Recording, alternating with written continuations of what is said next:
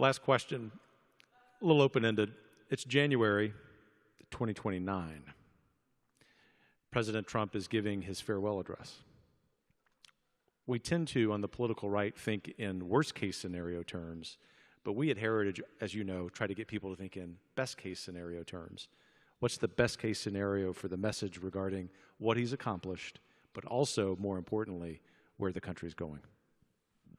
Well, by far the most important question is, does the country hold together? And the country can only hold together if there is a consensus view, not a universal view, but a consensus view, a majority view, on what it is to be an American. It's not a racial group. It's not a linguistic designation.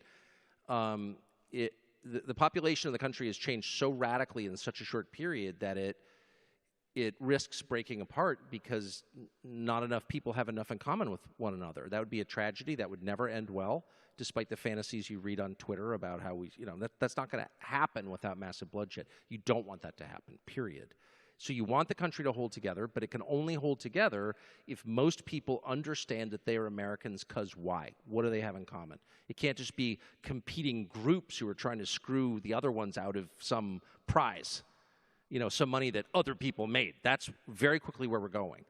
And so above all, after avoiding nuclear war, which has got to be the first one, and only Trump will do that, and J.D. Vance, everyone else was like totally into nuclear war. All the other people he was considering, let's have a nuclear war. Okay. Children. Anyway, so after that, the most important long-term question is, what do we all have in common? And only a leader can establish that. It doesn't need to be explicit, by the way. I don't think Trump's going to give a speech when he's president saying, here are the 5 things we require of every American or every American must believe. It's not quite that simple, but there has to evolve a sense of what we have in common, of what we share, because we don't look alike. We don't speak the same language oftentimes. We don't have the same religion. So what is it we have in common? That has to be the overriding goal above all others.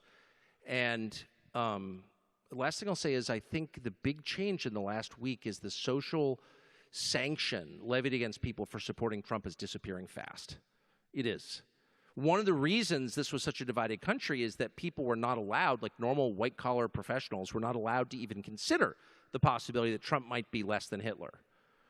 And now, I think they can. I do. I think after Saturday, that is the big change. People are like, maybe I didn't like Trump, I didn't vote for him the first time, but all of a sudden I'm seeing, Elon Musk just endorsed him. I think the country's largest government contractor, a guy with an awful lot to lose. If there was anyone with a lot to lose, yeah, he's the richest guy in the world, okay. He's also got the most to lose in the world. And that guy just endorsed Trump publicly about 5 minutes after the shooting. That is a watershed, in my opinion. Bill Ackman, someone I don't agree with on a lot of things. Bill Ackman, also a lot to lose. Someone who's, I doubt, ever voted for a Republican.